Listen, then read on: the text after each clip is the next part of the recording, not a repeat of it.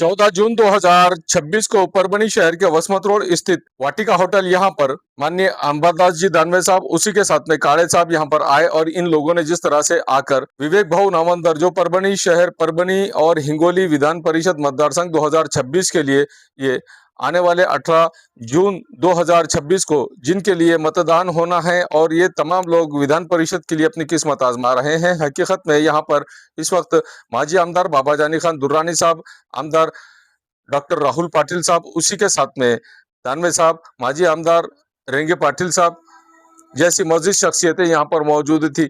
माजी आमदार विजय गवाने साहब, इनकी भी यहाँ पर मौजूदगी थी और तमाम लोग जिस तरह से यहाँ पर डॉक्टर विवेक भाऊ नामंदर इन्हें आमदार बनाने के लिए कोशिश कर रहे हैं, ये तमाम लोग सिर्फ और सिर्फ आने वाले 18 जून 2026 को परभनी और हिंगोली विधान परिषद मतदार संघ के लिए जिला परिषद और उसी के साथ में ग्राम पंचायत, पंचायत समिति, शहर नगर पालिका, महानगर पालिका के तमाम मान्यवर जितने भी यहाँ पर नगर सेवक है, उसी के साथ में जिला परिषद सदस्य है, जिला परिषद मेंबर्स है, पंचायत समिति मेंबर, ग्राम पंचायत के मेंबर, ये तमाम लोग जिस तरह से यहाँ पर आए और इन्होंने आकर सिर्फ आने वाले 18 जून 2026 को डॉक्टर विवेक भाऊ नामंदर इन्हें आमदार किस तरह से करना है और इन्हें किस तरह से जीत हासिल करा कर देना है, बस यही उद्देश्य यहाँ पर रखा गया था। एक कार्यकर्ता और उसी के साथ में एक आलावा बैठक ली गई कार्यकर्ताओं की और जितने भी यहाँ पर नगर सेवक और पंचायत समिति, ग्राम पंचायत के सदस्य, जिला परिषद के सदस्य, इन तमाम लोगों को बुलाकर इन तमाम लोगों की जिस तरह से आलावा बैठक ली गई और इनकी बैठक में तमाम लोगों ने जिस तरह से ये बात कही है कि हम सब लोग आपको ही वोट करेंगे, आपको ही मतदान करेंगे। सईद खान उर्फ गब्बर, शिवसेना वर्सेस डॉक्टर विवेक भाऊ नामंदर, शिवसेना वर्सेस शिवसेना, धनुष्यबाण और मशाल, दोनों जिस तरह से शिवसेना वर्सेस शिवसेना यहाँ पर परभनी जिले में पहली बार ऐसा देखने को मिल रहा है कि परभनी जिला शिवसेना का बाले किल्ला माना जाता है और बाले किल्ले को यहाँ पर कायम रखने के लिए डॉक्टर विवेक भाऊ नामंदर के हर तरह से कोशिश जारी है। उसी के साथ में खासदार संजय बंडू जाधव, उसी के साथ में आमदार डॉक्टर राहुल पाटिल, माजी आमदार विजय गव्हाणे, माजी आमदार बाबा जानी खान दुर्रानी, माजी आमदार कल्याण भाऊ रेंगे, ये तमाम लोग यहाँ पर आए और इन्होंने अपनी अपनी प्रतिक्रिया दी, अपने अपने ख्यालात का इजहार किया। आमदार बनाने के लिए विवेक भाऊ नामंदर इन्हें डॉक्टर विवेक भाऊ नामंदर ये किस तरह से यहाँ पर विधान परिषद पर चुनकर जाएं और विवेक भाऊ नामंदर इनके जैसा शख्स यहाँ पर मौजूद नहीं है, ऐसा भी इन लोगों ने कहा है। हम आपको पूरी बात सुना रहे हैं कि डॉक्टर विवेक साहब नामंदर साहब इन्होंने किस तरह की बात कही है, उसी के साथ में तमाम मान्यवरों ने किस तरह की प्रतिक्रिया दी है। आइए जानते हैं खुद उन्हीं की जबानी। उमेदवारीच्या प्रचारार्थ आयोजित बैठकीसाठी उपस्थित आम्हा सर्वांचे मार्गदर्शक, त्या महाराष्ट्र राज्याचे माजी विरोधी पक्षनेते, विधान परिषदेचे माननीय आमदार श्री अंबादासजी दानवे साहेब, काँग्रेस पक्षाचे निरीक्षक खासदार डॉक्टर कल्याणजी काळे साहेब, आमचे नेते, या निवडणुकीचे माझे सर्व आमदार डॉक्टर राहुल पाटील साहेब,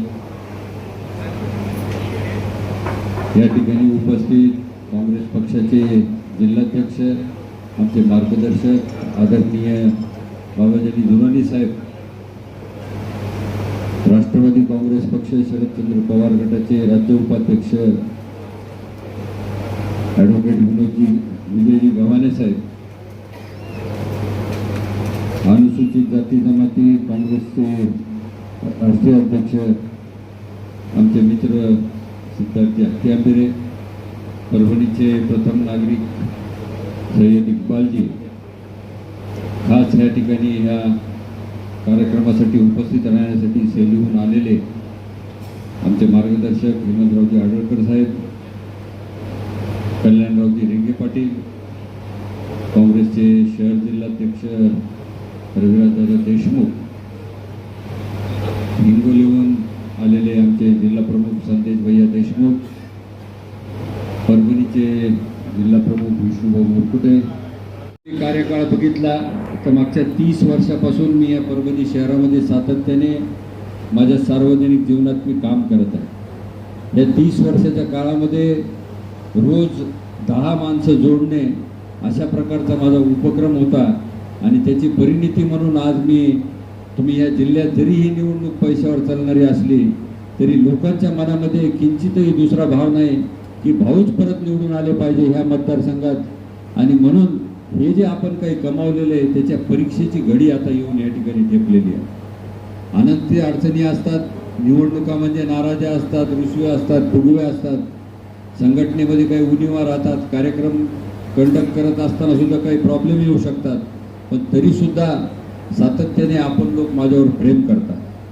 मी सांगू इच्छितो की मी पहिल्या दिवसापासून उमेदवारी जाहीर झाल्यापासून आमचे सहकारी मित्र पक्षाला जेवढा मला शक्य आहे तेवढा सर्व सन्मान देण्याचा प्रयत्न या ठिकाणी केलेला आहे आणि सर्वांना या प्रक्रियेत सामावून घेण्याचं काम सुद्धा केलेलं आहे. पण दुर्दैवाने ही निवडणूक दुरंगी व्हायच्याऐवजी तिरंगी झालेली आहे, कारण एक अपक्ष उमेदवार आपल्यासोबत आहे. ज्या मंडळींनी आपल्यासोबत 4-6 महिन्यापूर्वीच काम केलं, एक महाविकास आघाडीची सत्ता म्हणून आपण परभणी शहरामध्ये कधीही शक्य न घडलेली गोष्ट आपण या ठिकाणी करून दाखवली आणि एक उद्धव बाळासाहेब ठाकरे गटाचा महापौर जो महाराष्ट्रात एकमेव महापौर आहे तो बसवायचं काम या ठिकाणी आपण करून दाखवलं. या सर्व प्रक्रियेमध्ये परभणीकरांनी आपल्यावर प्रेम केलं, परभणीकरांनी आपली प्रामाणिक भावना बघितली आणि आपल्याला सहकार्य केलं. आणि म्हणून कधीही आपण 2 आकडी आकडा जो कधी गाठला नाही तिथे आपण 25 नगरसेवक उभाटाचे निवडून आले, ही आमच्यासाठी अभिमानाची बाब आहे. या प्रक्रियेमध्ये काम करत असताना आम्हाला पण काही तडजोडी कराव्या लागल्या, आम्हाला काही युत्या कराव्या लागल्या, काही आघाड्या कराव्या लागल्या आणि त्या आघाड्यामध्ये आमच्या मूलभूत कार्यकर्त्यांचं पण खूप काही नुकसान झालं. मी त्यांच्याबद्दलही मी संवेदना व्यक्त करतो आणि भविष्यात त्या कार्यकर्त्यांना आम्ही आमच्या खांद्याला खांदा लावून सोबत घेऊ आणि आजही ते सगळे आमच्या सोबत आहे आणि भविष्यामध्ये इथे काम करत राहील अशी अपेक्षा व्यक्त करतो. मित्रांनो, या निवडणुकीचा आता अंतिम टप्पा या ठिकाणी आलेला आहे. माझी तुम्हाला एकच विनंती आहे की उमेदवार स्वतःला समजून तुम्ही सर्व मतदार बंधूंनी आपण ह्याच्यामध्ये स्वतःला झोकून दिलं पाहिजे. निवडणुकी मी इतरांसाठी खूप लढवलेल्या आहेत. 2004 पासून आज 2024 पर्यंत सर्व सार्वत्रिक निवडणुकीमध्ये माझा हिरिरीचा सहभाग राहिला आहे. मागच्या 5-6 निवडणुका तर अशा आहेत की ते माझ्या बंगल्यावरूनच मी त्या निवडणुका लढलो. मग ते खासदारकीची निवडणूक असो की आमचे आमदार डॉक्टर राहुल पाटील साहेबांची निवडणूक असो, निवडणुकीचा अनुभव मला नाही असा मी माणूस नाही आणि कार्यकर्त्याच्या मनात काय चाललंय हे न ओळखणारा पण मी माणूस नाही आणि आज मतदारांच्या मनात काय आहे तेही मला कळणं इतकं मी सक्षम आहे. त्यामुळे निवडणुकीच्या रीतीनेच लढवल्या जाणार आहे. तुम्हाला सर्वांना मी आश्वस्त करू इच्छितो की ही निवडणूक आपण काय बोलवचनावर आपल्याला लढवायची नाही. अंतिम टप्पा आता जवळ आलेला आहे आणि ज्या पद्धतीने ही विधान परिषदेची निवडणूक आपल्याला लढवायची आहे त्या पद्धतीनेच ती लढवली जाईल. मला खात्री आहे तुमच्या सगळ्यांचे आशीर्वाद माझ्या पाठीशी राहतील आणि मी ह्याच्यात 100% यशस्वी होणार ह्याबद्दलही माझ्या मनामध्ये कुठली शंका नाही. मित्र, हे काम करत असताना हे आकड्याचं गणित आहे. हे आकडे आपल्याला आपण 43 आहोत, दोन्ही मिळून आपण महाविकास आघाडी 117 आहोत. आत्ताच आमची एक बैठक झाली, एक छोटेखानी बैठक झाली, महत्त्वाची बैठक झाली ज्याच्यामध्ये काही भूमिका घेण्यात आल्या आणि माझी तुम्हाला विनंती आहे की पक्षाच्या मुख्य विचारधारेशी राहूनच आपण सर्वांनी काम केलं पाहिजे. पक्षाने आपल्याला ओळख दिली आहे. मला उमेदवारी कशामुळे मिळाली, कारण मी पक्षाचं संघटनेचं काम केलेलं आहे 25 वर्षापासून आणि त्यामुळं मला ही उमेदवारी मिळालेली आहे. जे माणसं पक्षाच्या मुख्य भूमिकेशी, मुख्य विचारधारेशी प्रतारणा करून काही वेगळं करतील तर ते मला वाटतं ह्या निवडणुकीसाठी योग्य तर होणार नाही, पण माझ्यासारख्या एक काम करणाऱ्या कार्यकर्त्यावर फार मोठा अन्याय होईल आणि भविष्यामध्ये कुणीही माझ्यासारखा माणूस ह्या प्रवाहात येण्यापासून दूर जाईल. कारण त्याला कळेल की जर शेवटच्या टप्प्यामध्ये माझ्याशी काही विपरीत जर घडत असेल तर मग ही काही चांगली गोष्ट होणार नाही. म्हणून आपल्याला विचार टिकवायचा आहे, चांगल्या विचारासोबत राहायचं आहे. समोरच्याचे वाईट गुण काय ते आपल्याला त्याच्यावर फोकस करायचं आहे. आपल्यासोबत कशा कशा प्रकारची प्रतारणा होते त्याची आपल्याला माहिती द्यायची आहे. या परभणी आणि हिंगोली जिल्ह्यामध्ये इतकं सुंदर वातावरण आहे की माझ्यावर जबाबदारी टाकल्यानंतर साहेब मी पूर्ण 465 मतदारांना संपर्क साधण्याचा प्रयत्न केला, व्यक्तिशः भेटण्याचा प्रयत्न केला, प्रत्येकाला मी माझी भूमिका सांगण्याचा प्रयत्न केला मला माहिती आहे ही निवडणुकीला नेहमीच आर्थिक बाजूने बघण्यात येतं, पण मी ती बाजू सोडून माझी व्यक्तिगत बाजू, माझी सामाजिक बाजू, माझी राजकीय बाजू ही मी सातत्याने मांडत गेलो. आणि म्हणून मला खात्री आहे की ह्या सर्व गोष्टीला समजून हे बॅलट पेपर जेव्हा निघणार आहे त्याच्यामध्ये 1, 2, 3 क्रमांकाचे उमेदवार असणार आहे. सुदैवाने माझा नंबरसुद्धा 1 आहे आणि पसंती क्रमांकसुद्धा 1 आहे. आणि मला खात्री आहे की माझं नाव बघितल्यानंतर जो कोणता सुजाण मतदार असेल तो माझ्या नावाला ओलांडून, मग तो आपल्या पक्षाचा असो व इतर पक्षाचा असो, तो माझ्या नावाला ओलांडून कुठं जाणार नाही. कारण ह्या जिल्ह्यामध्ये मी 325 मतदारांना डायरेक्ट कनेक्टेड आहे. मी तुमच्या माहितीसाठी सांगतो, माझ्यावर जबाबदारी टाकली ती अशीच नाही टाकली. त्यांनी याचं आकलन केलेलं आहे, याचा सर्वे झालेला आहे. ज्या ज्या लोकांमध्ये माझा संपर्क आहे तुम्ही त्याची कल्पना सुद्धा करू शकत नाही की किती माझे दुसऱ्या पक्षातले मित्र आज माझ्यासाठी काम करत आहेत. मला ते सांगायचं सुद्धा नाही ह्या व्यासपीठावरून. तुम्ही माझ्या घरचे आहेत, पहिला अधिकार माझा तुमच्यावर आहे, तुमचा माझ्यावर आहे. आणि भविष्यातही सांगतो की जेव्हा जेव्हा मी काम करेल, तुम्ही जर मला ईश्वराच्या कृपेने ही संधी मिळाली तर माझ्या प्रत्येक या येणाऱ्या 6 वर्षाच्या कार्यकाळामध्ये तुमच्यासाठी जेवढं काही भरभरून करायचं आहे, हे जुने तुम्ही इतिहास बघितले, लोक येतात, पैसे देतात, निवडणुका करतात, निघून जातात, तसला कुठलाही प्रकार या ठिकाणी घडणार नाही. डॉक्टर नावंदर हा आजही 24 तास तुमच्यासोबत आहे, उद्याही आहे, परवाही आहे. आणि म्हणून तुम्ही माझ्या या उमेदवारीला भरभरून पाठिंबा द्यावा. तुम्ही स्वतःच नाही तर तुमच्या पूर्ण जे काही तुमच्या संबंधातले, मित्रपरिवारातले जे काही नगरसेवक असतील या पूर्ण जिल्ह्यामध्ये, त्यांना माझं काही तुम्ही फार कौतुक करा असं मी म्हणत नाही, पण माझ्यातल्या काही चांगल्या बाबी ज्या तुम्हाला आवडतात त्याची निश्चित तुम्ही मांडणी करावी आणि लोकांना हे सांगावं की आपल्याला ह्या उमेदवाराच्या पाठीशी राहायचं आहे. एवढीच कळकळीची विनंती करतो आणि माझं लांबच चाललेलं मनोगत या ठिकाणी थांबवतो. धन्यवाद. जय हिंद, जय महाराष्ट्र. ऑपरेशन टायगर आहे का ऑपरेशन गाडे आहे, येणारा दिवस काळच ठरवला. जशा प्रकारची वंदना, तशा प्रकारच्या या परिषदेत सगळे मतदार विकत घेण्याचा प्रयत्न करतायत. 17 ठिकाणी निवडणूक लागली, कित्येक ठिकाणी निवडणूक झाली, कित्येक ठिकाणी वापस घेण्यासाठी लोकांवर दबाव टाकण्यात ही खऱ्या अर्थानं लोकतंत्राची हत्या आहे. पण परभणीकरांनी दाखवून दिलेल्या निवडणूक काय असते, म्हणून खऱ्या अर्थानं चुरस ही परभणीतच आहे. परभणीमध्ये लोकतंत्र वाचवण्याचं काम या सगळ्यांनी लोकांनी केल्याबद्दल त्यांची सुद्धा मी आभार व्यक्त करतो. आणि विशेष करून आपले उमेदवार डॉक्टर विवेक नावंदर यांच्यावर प्रचंड असं दबाव असताना सुद्धा त्यांनी सुद्धा ही निवडणूक अतिशय चिघळीने लढत आहेत, त्याबद्दल त्यांचे सुद्धा मी आभार आणि अभिनंदन व्यक्त करतो. सर, आपण पाहिलं की परभणी शहर महापालिकेत तुम्ही आणि खासदार साहेबांनी सोबत रणगाडा लढले, सोबत लढाई लढली, पण यावेळेस खासदार साहेब दिसत नाही. खासदार साहेबच्या बाबतीमध्ये त्यांचा काही धोंडे जेवणाचा कार्यक्रम आहे, पण ते आज येऊ शकले नाहीत अशा प्रकारची माहिती मला मिळाली. आणि पक्षश्रेष्ठी त्याबद्दल काय निर्णय घेण्यासाठी त्याबद्दल काही बोलू शकत नाही. खरा चर्चा आहे सर, थोडं काहीतरी विरस्त बने कोणाचं खासदार साहेब होतं. असं काही सध्याच्या घडीला माझ्या लक्षात येत नाही. आम्ही सर्व एक संघ मिळून ही निवडणूक लढू आणि विशेष प्रमाणात जे आमचा झाल्याशिवाय राहणार नाही सुद्धा या ठिकाणी आपण सांगू. आता दानवे साहेबांनी बोलले की हे सर्व आमदार रावत पाटील यांच्या नेतृत्वाखाली चालू आहे, काय सांगणार? या ठिकाणी हिंगोली परभणी जिल्ह्याची ही जबाबदारी माझ्यावरती तेवढं सत्य आहे. तरी दोन्ही जिल्ह्यामध्ये जे काही नगरसेवक असतील, जे काही जिल्हा परिषद सदस्य असतील, जे काही मतदार असतील, त्यांना एक संघ करून मतदार कमी असल्यामुळे आमच्याकडे विशेष लक्ष देऊन ही निवडणूक आपण कशी जिंकता येईल याची रणनीती करण्यासाठी मला थोडं पुढाकार घेण्यास सांगितलं आलेलं. या निवडणुकीमध्ये लक्ष्मी अस्त्राचा वापर होऊ शकतो काय? खऱ्या अर्थानं विचाराविरुद्ध लक्ष्मी अस्त्र असा हे आजची लढाई आहे.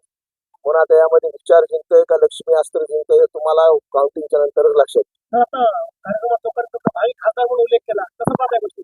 काही प्रेमानं लोक बोलत असतात, असे जवळचे लोक असतात, त्यांना त्यांच्या नेत्याबद्दल अपेक्षा असते, पण असे काही बोलले असतील, पण असं काही नाही. आम्ही पक्षाचा एक निष्ठावान कार्यकर्ता आहे आणि पक्षाने जे काही काम केलं ते आम्ही आजही केलेलं आहे, कालही केलेलं आहे, उद्याही करत राहू. 29ला डॉक्टर राहुल पाटील खासदार संघाचा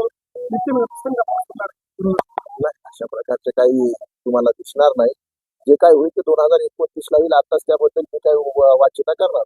महाविकास आघाडीच्या नेत्यांनीच आता तुम्हाला उपमुख्यमंत्री भावी खासदार हे कसं आहे, स्टेजवर बोलत असताना कोणी उत्स्फूर्तपणे काही बोलू शकतं, पण सन्मान्य खासदार साहेब आमच्या पक्षाचे नेते आहेत आणि खऱ्या अर्थानं त्यांच्या नेतृत्वाखाली सगळी निवडणूक लढते हे सुद्धा तेवढंच सत्य आहे ना. तुम्ही लोक भरतातच आहे, परंतु अदानीचे बिल देण्याची सक्ती केली जाते आणि स्वतः माननीय मुख्यमंत्र्यांनी सभागृहात विधिमंडळाच्या अधिवेशनात अशा प्रकारे स्मार्ट मीटरची सक्ती केली जाणार नाही अशा प्रकारचं आश्वस्त महाराष्ट्राला केलेलं असताना लगेच 48 तासात मीटर बसवायचा हा कोणता चुकलं की आदेश इथं काय हुकुमशाही चालू आहे का?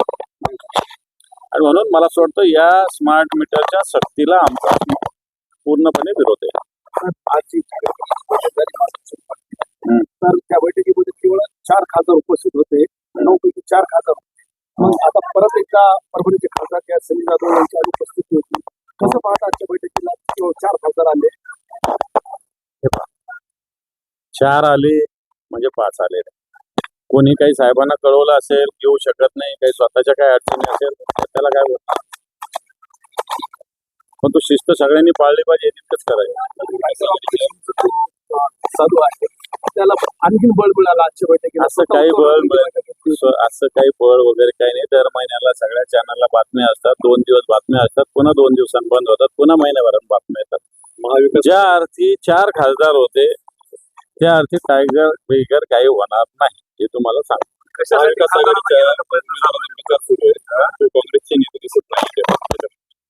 काँग्रेसचे खासदार आता येतात 2 मिनिटात. इथले निरीक्षक डॉक्टर कल्याण काळे आणि सोबत आहे आणि कुणी त्यांना माहिती आता उमेदवार शिवसेना बैठकीला खासदार उमेदवार शिवसेनेचा असेल फॉर्म भरण्यासाठी खासदार संजय जाधव होते एवढं मला माहिती आहे. आताही आहेत बैठकीला, हे आलेले आहे नाही आलेले मला माहिती नाही, परंतु फॉर्म भरण्यासाठी उमेदवारासोबत होते एवढं तर मला माहिती. मागच्या बैठकीलाही आले नव्हते. ठीक आहे, आता त्यांचं काम असेल त्यांना बिझी असतील.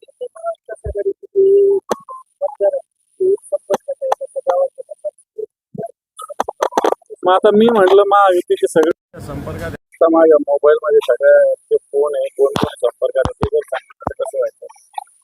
इलेक्शन मध्ये या टॅक्टिसेस असतात, हे संपर्कात आहे गोंधळाचं वातावरण. मी म्हणेल माझ्या संपर्कात भारतीय जनता पार्टीचे लोक आहे, महायुतीचे आहे हे पण सांगतो.